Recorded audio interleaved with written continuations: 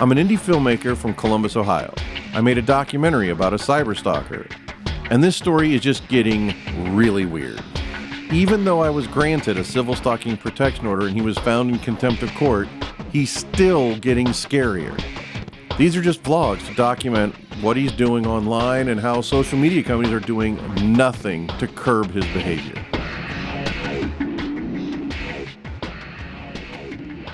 Every word Peter John Ross is putting in the comments of his Facebook page are being captured in real time, and they're being sent to federal investigators. What you're basically watching right now, live in real time on the Social Media Monster fan page, is the dissemination of propaganda. Matthew Berdyck submitted these emails in the Civil Stalking Protection Order I filed against him. He presented these as evidence. I downloaded them. He claimed that either myself or someone associated with me sent him these emails. Matthew is extremely manipulative. He will say things like, well, Peter or someone associated with him sent this to me. And then he'll go on as if I sent this to him when I didn't send anything and I had nothing to do with it. And in most cases, I don't know what the hell he's talking about. And so clearly that email address was someone associated with Mr. Ross, or Mr. Ross himself. Someone associated with Peter John Ross. Someone associated with Peter's production goes to my IMDb. So it was him or someone associated with him. What does that even mean, associated with? Does associated mean I spoke to someone once? And what does that mean we're associated? Like, it's just one of those manipulative things Berdyck likes to say to somehow tie me to something I have nothing to do with. Just want to let people know that Peter John Ross is engaging in public harassment of me. And so, as I've said in the past, he's going to keep going until he destroys himself and everyone around him because he simply can't accept what's going on. This means the entire core of the documentary that he made, Social Media Monster, has been discredited now. He seems to think that if he can discredit me in some way, like, oh, I did something bad once, that somehow the whole documentary of showing everything he said and done is no longer valid. Like, he thinks that with a smear campaign against me or anybody that's in the documentary, it's like, well, I found a flaw in them, therefore we're all even. And it's like, no, you're still sending violent threats via email and on social media. It doesn't invalidate anything, whether it's true or, in most of his cases, completely made up. Looking at these Phantom Paradox emails specifically, I will repeat what I said under oath in court.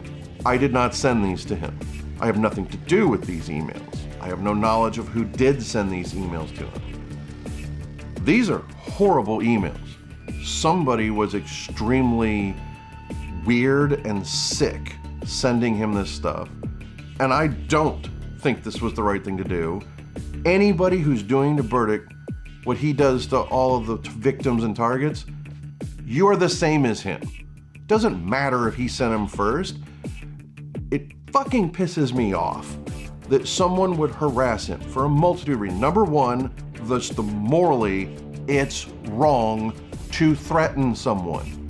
It's no different than what he does. If this turns out to have been someone associated with me, I ain't gonna be associated with them anymore. If they worked on this documentary in any form, their ass is gonna be fired and removed, and I will out them in a video just like this because it will piss me off that somebody is helping Matthew Berdyck create his bullshit victimhood. Because in this case, he is a victim. In this circumstance, whoever the hell sent him these emails, they deserve to go to jail just as much as he does. This is not right. This is not the way to handle things. I don't care who you are. Sending a violent threat is wrong and it's illegal. You get nothing from me in terms of empathy or sympathy, no matter what Berdyck may have said or done to you. I completely understand the impulse to reply to this guy and just blow up at him. and say the rudest, meanest, horrible things. I'm never going to pretend I'm some innocent victim that never did that. I did 11 years ago. It does not help. You are just feeding into his victim complex.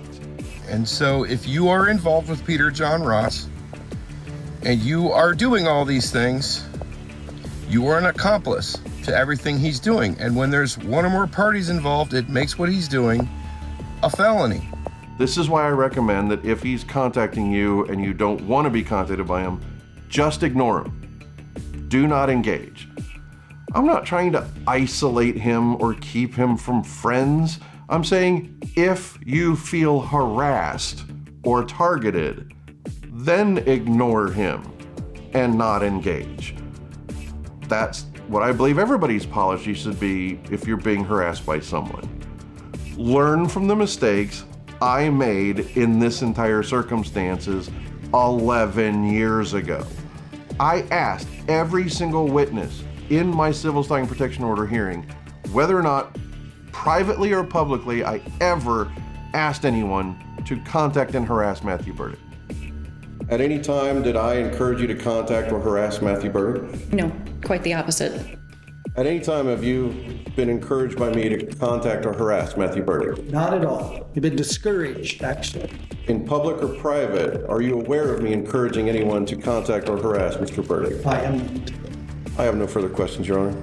I do not condone anyone contacting and threatening Matthew Berdyck. Tell me if you agree with me. Say something in the comments and tell me what you think. Is it okay to threaten someone back when they've threatened you?